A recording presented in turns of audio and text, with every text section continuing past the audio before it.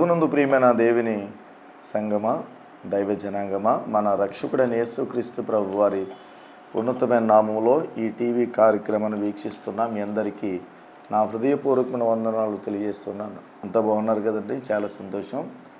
దేవుని యొక్క వాక్యాన్ని చదువుకుందాం. దేవుని యొక్క వాక్యాన్ని చదువుకుని కొన్ని నిమిషాలు వాక్యాన్ని ధ్యానం చేసి దేవుని ద్వారా గొప్ప దివ్యమైనటువంటి వర్తమానం విని ఆత్మీయ మేలు పొందుకుందాం. ప్రార్థన.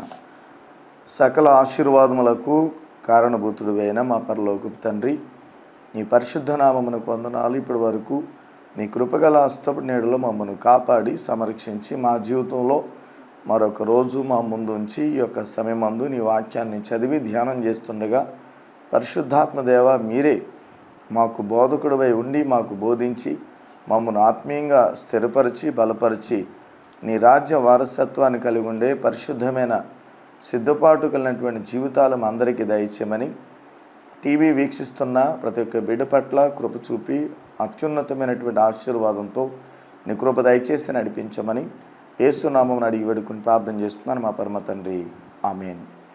మంచిదండి. ప్రార్థనలో ఏకీభవించిన మీ అందరికీ నా హృదయపూర్వకమైనటువంటి వందనాలు మరొకసారి తెలియజేస్తున్నాను. అందరికీ వందనాలమ్మ. చాలా సంతోషం, బాగున్నారు కదండి, చాలా సంతోషం.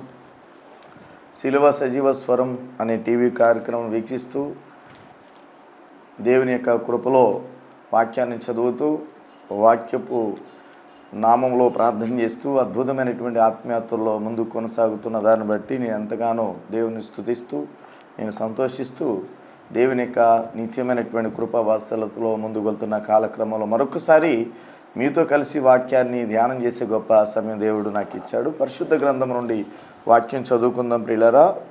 వాక్యం చదువుకుందాం. కీర్తన గ్రంథము 41వ కీర్తన 1 నుండి 6 వచనాలు నేను చదువుతాను. మీరు శ్రద్ధగా మీ దగ్గర పరిశుద్ధ గ్రంథం ఉన్నట్లయితే వాక్యాన్ని చదవాలని చూడాలని మనసారా కోరుకుంటున్నాను. వాక్యం చదువుతాను, మీరు వినండి ప్రియులారా. 41వ కీర్తన. బేదలను కటాక్షించువాడు ధన్యుడు, ఆపత్కాలమందు యెహోవా వానిని తప్పించును. యెహోవా వానిని కాపాడి బ్రతికించును. భూమి మీద వాడు ధన్యుడగును, వాని శత్రువుల ఇచ్చకు నీవు వానిని అప్పగింపవు. రోగశయ్య మీద యెహోవా వానిని ఆదరించును. రోగము కలుగగా నీవే వానిని స్వస్థపరచుదువు. యెహోవా నీ దృష్టి ఎదుట నేను పాపము చేసి ఉన్నాను, నన్ను కరుణింపుము, నా ప్రాణమును స్వస్థపరచుము అని మనవి చేయుచున్నాను. అయితే నా శత్రువులు నా విషయమై చెడ్డ మాటలాడుచున్నారు. వాడు ఎప్పుడు చచ్చును, వాని పేరు ఎప్పుడు మాసిపోవును అని చెప్పుకొనుచున్నారు. ఒకడు నన్ను చూడవచ్చిన ఎడల వాడు అబద్ధమాడును, వాని హృదయము పాపమును పోగు చేసుకొనుచున్నది. వాడు బయలు వెళ్ళి వీధిలో దాని పలుకుచున్నాడు. దేవుని పరిశుద్ధ వాక్యము మన వినికుడిలో ఫలింపజేసి ఆశీర్వదించునుగాక. ఆమేన్. మంచిదండి ప్రియులారా. చదువుకున్నటువంటి వాక్య లేఖన భాగాల్లో 41వ కీర్తన చాలా అద్భుతమైనటువంటి కీర్తనగా కనిపిస్తుంది. అంటే దేవుడైన యెహోవాకు, మన రక్షకుడైన యేసుక్రీస్తు ప్రభు వారికి, పరిశుద్ధాత్మ దేవునికి, త్రిత్వములో ఒక్కరిలో ముగ్గురిగా ఉన్న త్రిత్వము గల దేవునికి ఎంత అద్భుతమైనటువంటి ప్రేమ బేదల పట్ల ఉందో ఒక్కసారి ఆలోచన చేద్దాం ప్రియులారా. బేదల పట్ల ఆయనకి ఒక ప్రత్యేకమైనటువంటి స్థానం ఉందన్నటువంటి సత్యాన్ని, పేదలకు దేవుని హృదయంలో ప్రత్యేకమైనటువంటి స్థానం ఉందన్న సత్యాన్ని కూడా నేను మీకు తెలియజేస్తున్నాను. అందుకనే నివాసం చేస్తున్నటువంటి నివాసులుగా ఉన్న వారందరితో చెప్తున్న మాట ఏమంటే, మీలో చాలామంది ధనికులు ఉన్నారు, మీలో చాలామంది నాయకులుగా ఉన్నవారు ఉన్నారు, మీలో చాలామంది అష్టైశ్వర్యాలు కలిగినటువంటి వ్యక్తులుగా ఉన్నారు. వారితో పాటు ఎక్కువ శాతం బీదలుగా ఉన్నవారు కూడా ఉన్నారు. బీదలుగా ఉన్నవారి పట్ల మీరు ప్రేమ చూపాలి, కనికరం చూపండి అని సాక్షాత్తు భూమిని, ఆకాశాన్ని, సూర్యచంద్ర నక్షత్రాలను సృష్టింపజేసిన సృష్టికర్తే, మానవులందరినీ కూడా కలుగజేసినటువంటి సృష్టికర్త అయినటువంటి అపార కృపాశీలుడు, అనంత కరుణామయుడైనటువంటి మన రక్షకుడైన యేసుక్రీస్తు ప్రభువారు చెప్తున్న మాట ఇది. బేదల పట్ల మీరు కృప చూపండి అయ్యా, బేదల పట్ల కాస్త జాలి చూపండి, బేదల పట్ల దయ చూపి వారికి సహాయం చేయమని దేవుడు చెప్తున్నాడు. అంటే బేదల పట్ల దేవునికి ఒక ప్రత్యేకమైనటువంటి స్థానం ఉంది అనే సత్యం అక్కడ మనకు కనిపిస్తుంది. ప్రియులారా, బేదలను కటాక్షించువాడు ధన్యుడు. అంటే మనం ప్రయాణం చేస్తున్నా, మనం నివాస గృహంలో ఉంటున్న కాల సమయంలో మన ముందుకు వచ్చి, అయ్యా కాస్త భోజనం పెట్టండి, భోజనం చేసి కాస్త 2 రోజులు అయింది, కాస్త భోజనం పెట్టండి ఉంటే అని అడిగినప్పుడు మన దగ్గర ఉన్నటువంటి ఆహారాన్ని అతనికి పెడితే మనం ధన్యులమన్న సత్యం ఇక్కడ వాక్యం ద్వారా మనం తెలుసుకుంటున్నాం. ప్రియులారా, దేవునికి స్తోత్రం. ఎప్పుడు చెప్పిన మాట ఇది? దావీదు కీర్తనలు ఎప్పుడు రాయబడ్డాయి అనేది ఆలోచన చేస్తే, దావీదు కీర్తనలు రచించబడక మునుపు ధర్మశాస్త్రం అనగా మోషే ధర్మశాస్త్రం, దేవాతి దేవుడైన యెహోవా దేవుడు మోషే గారికి ఇచ్చినటువంటి ధర్మశాస్త్ర గ్రంథంలో చాలా అద్భుతమైన విషయాన్ని ముందుగా తెలియజేశారు. ధర్మశాస్త్ర గ్రంథం అనగా 5 కాండాలు: ఆది కాండము, నిర్గమకాండము, లేవీకాండము, సంఖ్యాకాండము, ద్వితీయోపదేశ కాండం. ఈ 5 కాండాలు ధర్మశాస్త్ర గ్రంథం. ఈ గ్రంథంలో ముందుగానే బేదల పట్ల ఎలా ఉండాలి మీరు అనేటువంటి విషయాన్ని ముందుగా తెలియజేశారు. తెలియజేసిన విషయాన్ని ధర్మశాస్త్ర గ్రంథంలో ఉన్నటువంటి నిర్గమకాండము 22వ అధ్యాయం 26వ వచనం ఒకసారి మనం చదివితే చాలా అద్భుతమైనటువంటి మాట అక్కడ మనకి కనిపిస్తుంది. నేను చదువుతాను. మీ దగ్గర పరిశుద్ధమైన గ్రంథం ఉన్నట్లయితే నిర్గమకాండము 22వ అధ్యాయం 26వ వచనాన్ని చూడవలసినదిగా ప్రేమతో మీకు మనం చేస్తున్నాను. నా ప్రజలలో నీ యొద్ద ఉండి ఒక బీదవాడికి సొమ్ము అప్పించిన ఎడల వడ్డీకి ఇచ్చిన వాని వలె వాని ఎడల జరిగింపకూడదు, వానికి వడ్డీ కట్టకూడదు. దేవునికి స్తోత్రం. చూడండి ప్రియులారా, అంటే దేవునికి బేదల పట్ల ఎంత ప్రత్యేకమైనటువంటి స్థానం ఉందో ఒకసారి ఆలోచన చేయండి. నా ప్రజల్లో అనగా ఇశ్రాయేలు ప్రజలలో అంటే మోషే గారి కాలంలో దేవుడైన యెహోవా ధర్మశాస్త్రాన్ని మోషే గారికి ఇచ్చినప్పుడు ఆ రాయబడినటువంటి ఆ ధర్మశాస్త్ర గ్రంథంలో నా ప్రజల్లో అనగా దేవునిక ప్రజల్లో ఉన్నవారు ఉన్నారు, లేనివారు ఉన్నారు, ధనికులు ఉన్నారు, ధనం లేనటువంటి వ్యక్తులు ఉన్నారు, అదేవిధంగా సిరి సంపదలకు వెళ్ళినటువంటి వ్యక్తులు ఉన్నారు, సిరి సంపదలు లేనటువంటి దిక్కుమాల పరిస్థితుల్లో ఉన్నటువంటి వ్యక్తులు కూడా ఉన్నారు. అంటే అన్ని రకాల వారు ఉన్నారు. ఉన్నవారిలో బేదవారుగా ఉన్నవారు చాలామంది ఉన్నారు. వారి పట్ల ప్రత్యేకమైనటువంటి స్థానం దేవునికి ఉందన్న సత్యాన్ని ఇక్కడ వాక్యముఖంగా నేను మీకు తెలియజేస్తూ మనకు తెలుస్తుంది వాక్యం చదువుతుంటే. నా ప్రజలలో నీ యొద్ద నుండి ఒక బీదవాడికి సొమ్ము అప్పిచ్చిన ఎడల వడ్డీకి ఇచ్చిన వాని వలె వాని ఎడల జరిగింపకూడదు, వానికి వడ్డీ కట్టకూడదు. అంటే చాలామంది ఏదన్నా ఆపదలు ఉన్నప్పుడు మాకు ఒక 50,000 కావాలండి, లేకపోతే 1,00,000 రూపాయలు కావాలండి అడుగుతారు. అడిగినప్పుడు వారికి ఇస్తారు. వడ్డీ అంతా ధర్మ వడ్డీ 2 రూపాయలు అని చెప్పేసి తీసుకుంటారు, మంచిదే. కానీ మీలో ఎవరన్నా ఒక బేదవాడు ఉంటే ఆ బేదవాడి ఇంటిలో జరుగుతున్నటువంటి శుభప్రదమైన కార్యం, బేదవాడికి దేవుడిచ్చినటువంటి కుమార్తె కావచ్చు, కుమారుడు కావచ్చు, వారికి వివాహం జరుగుతున్నప్పుడైనా, లేకపోతే బేదవాడి యొక్క తల్లిదండ్రులు అనారోగ్య పరిస్థితి కలిగి ఉన్నప్పుడు వైద్యం చేయించటానికి కాస్త డబ్బులు కావాల్సి వచ్చినప్పుడు ఉన్నవాడిగా ఉన్న వ్యక్తి దగ్గరికి వచ్చి అడుగుతాడు బేదవాడు, అయ్యా మా నాన్నగారికి బాగోలేదండి, కాస్త హాస్పిటల్లో పెట్టాం, హాస్పిటల్లో ఆపరేషన్ చేయాలంటున్నారు డాక్టర్ గారు, ఆపరేషన్ నిమిత్తం ఒక 20,000 రూపాయలు అవుతుందని చెప్పారండి, నా దగ్గర అంత డబ్బు లేదండి, తమరు మా పట్ల దయ ఉంచి 20,000 రూపాయలు మాకు ఇస్తే కొంత సమయం తీసుకుని ఆ 20,000 మీకు ఇచ్చేస్తాం అని అడిగినప్పుడు, నువ్వు నిజంగా దేవుని యొక్క వాక్యానుసారంగా దేవుని యొక్క కృప కలిగి దేవుని ప్రేమించి, అంటే దేవుని యొక్క ప్రేమ కలిగి దేవుని యొక్క కుమారుడిగా కుమార్తెగా నీవు ఉన్నట్లయితే తప్పనిసరిగా నువ్వేం చేస్తావో తెలుసా? తప్పనిసరిగా ఆ బేదవాడు కలిగి ఉన్న ఆపదలో అడ్డుకొని సహాయం చేసే విధంగా నీవు ఉంటావు. నీవు ఉన్నప్పుడు నువ్వేం చేస్తావంటే తప్పనిసరిగా ఆ డబ్బులు ఇస్తావు.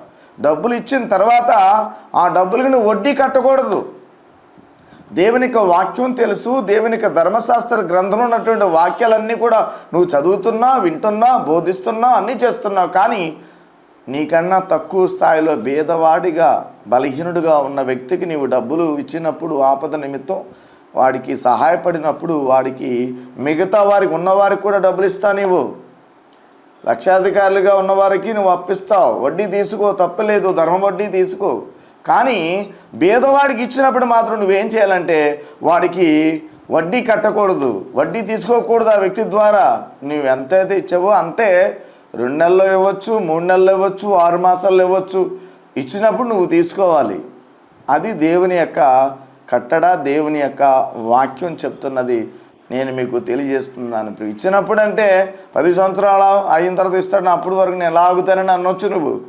అలాగనుకుంటుగా దేవుని యొక్క వాక్యాన్ని ప్రేమించే వ్యక్తిగా, దేవుని యొక్క కృపలో వర్ధిల్లుతున్నటువంటి దేవుని యొక్క విశ్వాసవిగా నీవు ఉన్నట్లయితే అతడు ఇచ్చేస్తాడు. కష్టపడి సంపాదించిన సంపాదన కొద్దిగా సమకూర్చుని కాస్త అతడు లేవనెత్తబడిన తర్వాత అప్పుడు నీకు తప్పనిసరిగా ఇచ్చేస్తాడు. అప్పటి వరకు కాస్త ఓపిక కలిగి నువ్వు ఉండి పేదవాడికి వడ్డీ కట్టకుండా ఉండాలని వాక్యం చెప్తుంది. ఆ విధంగా చేస్తే నువ్వు ధన్యుడు అన్న సత్యం ఇక్కడ వాక్యముఖంగా నేను మీకు తెలియజేస్తున్నాను. దేవునికి స్తోత్రం. నిర్గమకాండం 23వ అధ్యాయము 10-11 వచనాలు. 6 సంవత్సరములు నీవు భూమిని విత్తి దాని పంట కూర్చుకొనవలెను. 7వ సంవత్సరమున దానిని బీడు విడువవలెను. అప్పుడు నీ ప్రజలలోని బేదలు తినిన తరువాత మిగిలినది అడవి మృగములు తినవచ్చును. నీ ద్రాక్ష తోట విషయంలోనూ నీ ఒలివల తోట విషయములలోనూ అలాగుననే చేయవలెను. మరొక మాట చెప్పాడు ఇక్కడ. బేదల పట్ల గొప్ప ప్రేమ కలిగి ఉన్నటువంటి మన తండ్రి అయినా కన్న తండ్రి అయిన యెహోవా దేవుడు బేదల పట్ల ఎంత ప్రత్యేకమైనటువంటి స్థానం దేవునికి ఉందో ఒక్కసారి ఆలోచన చేయండి ప్రియమైన దేవుని పిల్లలారా. బేదల పట్లే కాదు, జంతువుల పట్ల, మృగాల పట్ల, పక్షుల పట్ల, ప్రాకే పురుగుల పట్ల, సమస్త జీవరాశి పట్ల ప్రత్యేకమైనటువంటి స్థానం దేవాతి దేవుడైన అపార కృపాశీలుడు అనంత కరుణామయుడైనటువంటి యెహోవా దేవునికి ఉందన్న సత్యాన్ని వాక్యముఖంగా నేను మీకు తెలియజేస్తున్నాను ప్రియులారా. నిర్గమకాండం 23వ అధ్యాయము 10-11 వచనాలు. 6 సంవత్సరములు నీవు భూమిని విత్తి దాని పంట కూర్చుకొనవలెను. దేవుని కృప పొందుకుని దేవుని యొక్క ఆశీర్వాదము ద్వారా, దేవుని యొక్క దీవెన ద్వారా అద్భుతంగా ఒక 10 ఎకరాలు నీవు సంపాదించుకున్నావు, ఒక 5 ఎకరాలు సంపాదించుకున్నావు, కనీసం ఒక 2-3 ఎకరాలు సంపాదించుకున్నావు, మంచిదే. కానీ దేవుడు నీకు ఇచ్చినటువంటి ఆ యొక్క 3 ఎకరాలైనా 10 ఎకరాలైనా ఎన్ని ఎకరాలైనా నువ్వు 6 సంవత్సరాలు చక్కగా ఒలివల తోట వేసుకో, దాని యొక్క పంటను సమకూర్చుకో, సిరి సంపదలు కలిగి సంతోషంగా హ్యాపీగా ఉండు, మంచిదే. కానీ 6 సంవత్సరాలు మాత్రమే ఆ భూమి పంట మీద నీకు పూర్తి అధికారం. 7వ సంవత్సరం ఉంది చూసారా, 7వ సంవత్సరంలో నువ్వేం చేయాలంటే నీకు దేవుడిచ్చినటువంటి భూమి, దేవుడు ఇచ్చినటువంటి ఆ స్థలంలో పండిస్తున్న పంట 7వ సంవత్సరంలో దానిని బీడు భూమిగా చేసేసుకోవాలి. అంటే ఇంకా 7వ సంవత్సరం నువ్వు విత్తనాలు వేయకూడదు. ఇంకా 7 సంవత్సరంలో విత్తనాలు వేసి తర్వాత దాన్ని చక్కగా చూసుకొని దాని ద్వారా వచ్చే పంటను నువ్వు సమకూర్చుకోకూడదు. 7వ సంవత్సరాన్ని నువ్వేం చేయాలంటే బీడు భూమిగా దాన్ని విడిచిపెట్టాలి. విడిచిపెడితే ఆ గ్రామంలో, ఆ పట్టణంలో చుట్టుపక్కల నివాసం చేస్తున్నటువంటి నివాసంలో పేదవారిగా ఉన్నటువంటి వ్యక్తులు ఉన్నారు కదండి, వారందరూ కూడా వచ్చి ఏం చేస్తారంటే ఆ బీడు భూమిలో లేకపోతే 7వ సంవత్సరంలో విడిచిపెట్టబడినటువంటి భూమిలో ఉన్నటువంటి కాస్తో కోస్తో ఆ పంట, కాస్తో కోస్తో ఒలివల తోటలో రాలినటువంటి పళ్ళు, అదేవిధంగా ద్రాక్ష తోట కావచ్చు, ద్రాక్ష పళ్ళు వారు తీసుకుంటారు, వారు తింటారు, వారు సమకూర్చుకుంటారు, వారు స్వాధీనం చేసుకుంటారు. ఆ సంవత్సరంలో పండిన పంట అంతా కూడా అది నీ పొలమే, అది నీ స్థలమే, అది నీ ఎకరమే, నీ పొలములో నీ పొలమే అయినప్పుడు కూడా ఆ సంవత్సరం నీకు హక్కు లేదు. 6 సంవత్సరాలు మాత్రమే నీకు హక్కు. 7వ సంవత్సరం వారికి విడిచిపెట్టేసిన తర్వాత మరలా 8వ సంవత్సరం నుంచి మరలా అక్కడి నుంచి మరలా లెక్క, మరలా 6 సంవత్సరాలు. ఆ విధంగా నీవు గనక దేవుడు చెప్తున్న ప్రతి మాట ప్రకారం దేవుని యొక్క వాక్యానుసారంగా నీవు గనక నీకు ఇవ్వబడిన భూమి పంట విషయంలో చేసి బేదల పట్ల కాస్త దయ చూపితే, బేదల పట్ల కాస్త శ్రద్ధ కలిగి ప్రేమ చూపి దయాగుణం కలిగి ఆ 7వ సంవత్సరంలో దేవుని వాక్యం చెప్తున్న విధంగా బీడు భూమిగా చేస్తే, బేదలకు ఇస్తే, బేదలు తిన్న తర్వాత అడవి మృగాలు కూడా తింటాయి. అడవి మృగాలు కూడా తింటాయి. అడవి మృగాలు వచ్చి తింటున్నాయంటే ఆకాశ పక్షులు కూడా వచ్చి తింటాయి. దానికి ఇంకా సరిహద్దులు అనేవి ఆకాశ పక్షులు లేవు. కనుక ప్రియమైన దేవుని దైవ జనాంగం, ఆ విధంగా మీరు చేస్తే అద్భుతమైనటువంటి దీవెన దేవుని ద్వారా మీకు వస్తుంది. తత్ఫలితంగా నీవు ఏదైతే అనుకుంటావో, ఏ పని అయితే పూనుకుంటావో, ఏ ఆలోచన అయితే నీకుందో, ఏ కోరిక అయితే నీకుందో, ఆ కోరిక, ఆలోచన, పని, పూనుకున్న పని, తలపెట్టిన ప్రతి తలంపు సిద్ధింపజేయబడుతుంది, సఫలీకృతం అవుతుందన్న సత్యాన్ని కూడా నేను మీకు దైవ సేవకునిగా తెలియజేస్తున్నాను. దేవునికి స్తోత్రం. అదేవిధంగా లేవికాండము 19వ అధ్యాయము 10వ వచనం.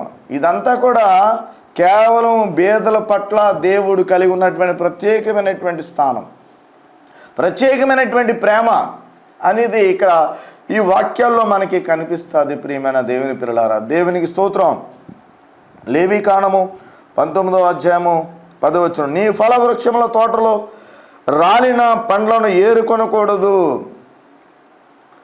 బేదలకును పరదేశులకును వాటిని విడిచిపెట్టవలను.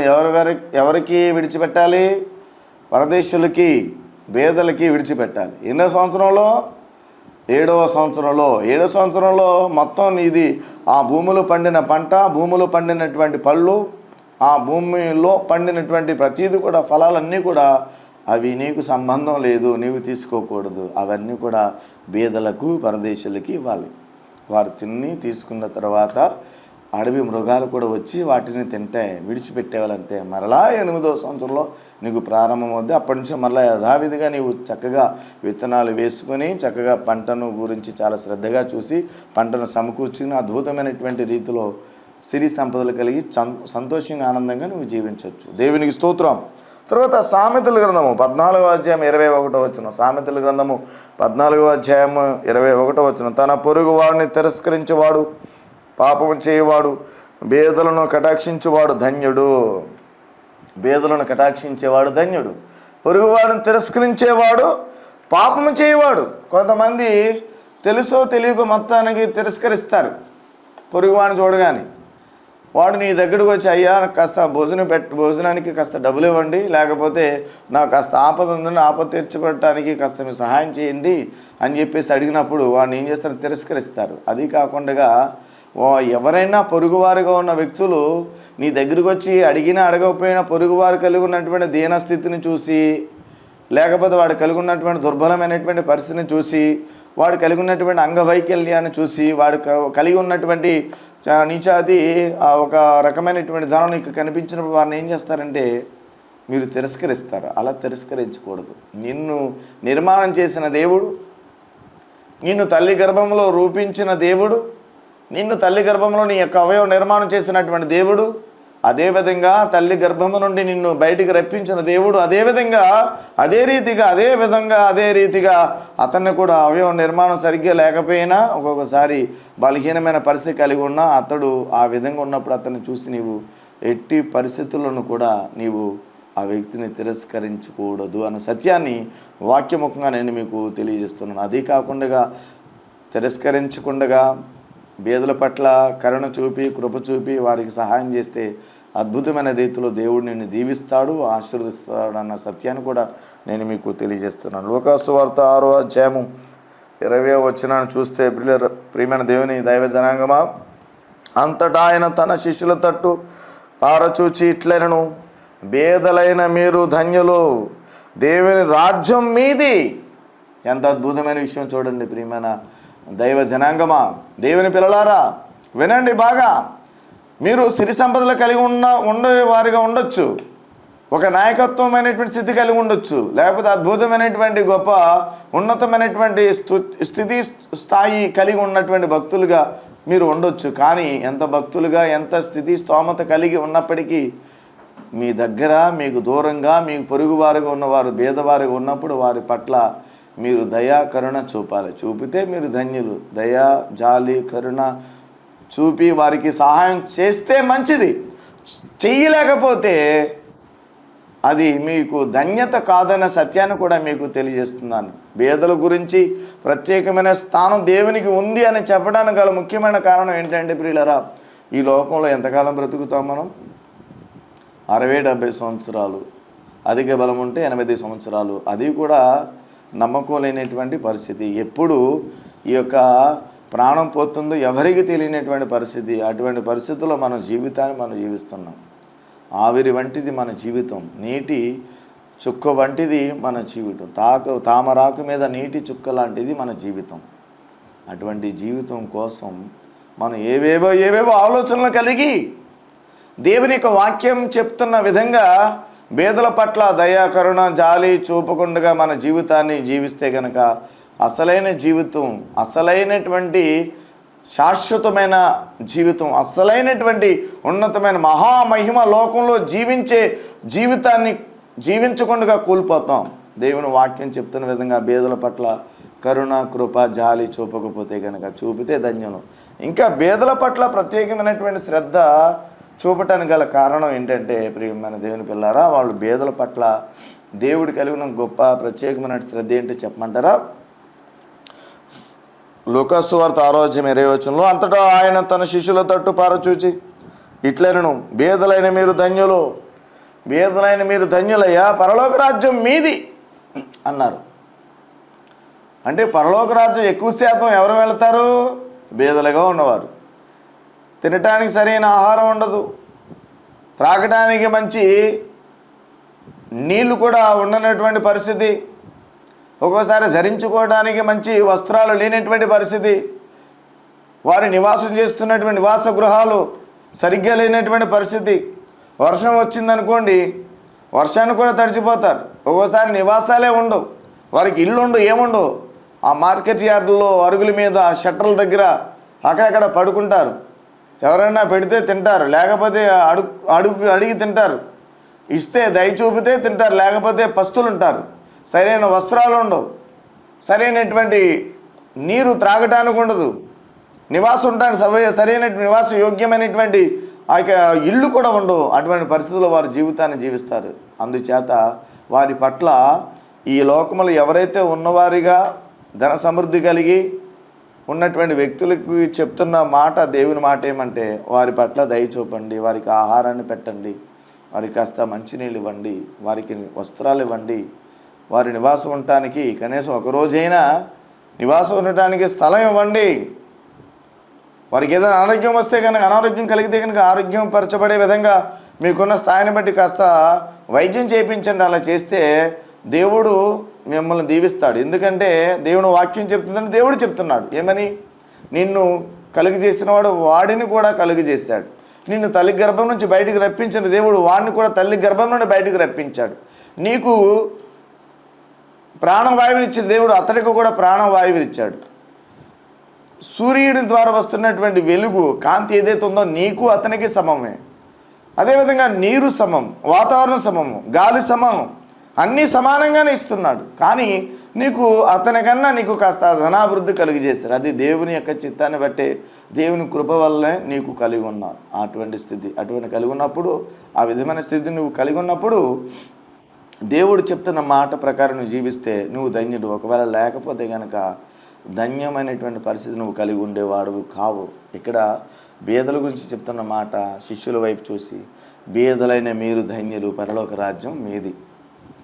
అంటే పరలోక రాజ్యం అంటే అంతము లేనిది, ఆకలి దప్పులు లేనిది, శాశ్వతమైనది, సంతోషకరమైనది, దుఃఖ వేదనలు లేనటువంటిది, ఎల్లప్పుడూ కూడా సంతోషంగా ఆనందంగా ఉండేటటువంటిది. ఆ రాజ్యంలో ఈ బేదలు ఉంటారండి. ఈ లోక రాజ్యంలో నీకు సిరి సంపదలు కలిగి ఉండొచ్చు.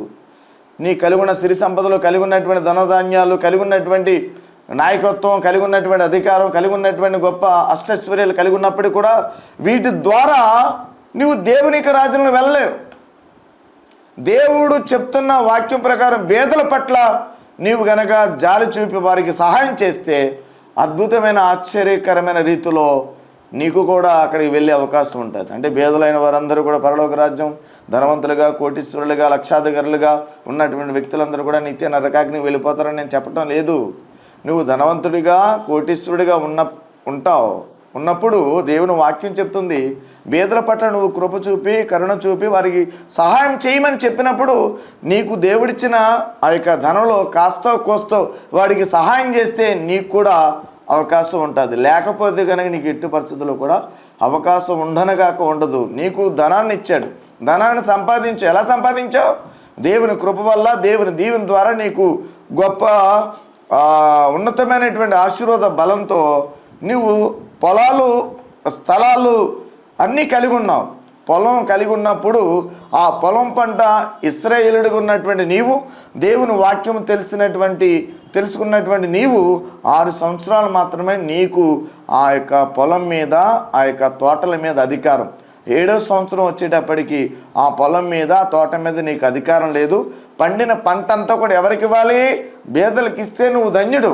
ఇవ్వకపోతే కనుక ధన్యకరమైన స్థితిని నువ్వు కోల్పోతావు. సత్యాన్ని తెలియజేస్తూ బీదలకి దేవుని యొక్క రాజ్యం మీది అని దేవుడు చెప్తున్నాడు. కాబట్టి ప్రియమైన దేవుని పిల్లారా, మరొక వాక్యాన్ని చదివించేసి నేను ముగించేస్తాను. శ్రద్ధగా వాక్యాన్ని వినాలని మనసారా కోరుకుంటున్నాను. యాకోబు పత్రిక 2వ అధ్యాయము 5వ వచనం. నా ప్రియ సహోదరులారా, ఆలకించుడి. ఈ లోక విషయంలో దరిద్రులైన వారిని విశ్వాసమునందు భాగ్యవంతులుగాను, తను ప్రేమించే వారికి తాను వాగ్దానం చేసిన రాజ్యమునకు వారసులనుగాను ఉండుటకు దేవుడు ఏర్పరచుకొనలేదా అని యాకోబు పత్రికలో చెప్తున్నాడండి. ఈ లోకంలో నువ్వు దరిద్రుడిగా ఉండొచ్చు, కానీ దేవుని విషయంలో ధనవంతుడిగా ఉన్నావు. ఈ లోకంలో హీనస్థితి కలిగి ఉండొచ్చు, భేదపాడిగా ఉండొచ్చు, కానీ దేవుని యొక్క వాక్యానుసారంగా ధనవంతుడిగా నీవు ఉన్నావు. నువ్వు ధన్యుడు అన్న సత్యాన్ని వాక్యముఖంగా యాకోబు పత్రికలో చాలా స్పష్టంగా తెలియజేస్తుంది వాక్యం. ఏమనంటే యాకోబు పత్రిక 2వ అధ్యాయం 5వ వచనంలో, నా ప్రియ సహోదరులారా, ఆలకించుడి. ఈ లోక విషయంలో దరిద్రులైన వారిని విశ్వాసమునందు భాగ్యవంతులుగాను, తన్ను ప్రేమించే వారికి తాను వాగ్దానం చేసిన రాజ్యమునకు వారసులుగాను ఉండుటకు దేవుడు ఏర్పరచుకునలేదా? ఒకవేళ మీరు దేని దరిద్రులుగా ఉండొచ్చు, మీరు దేవుని నమ్ముకునే ఉన్నారు. బలహీనులుగా ఉండొచ్చు, దరిద్రులుగా ఉండొచ్చు, బేదలుగా ఉండొచ్చు. పరలోక రాజ్యం మీది.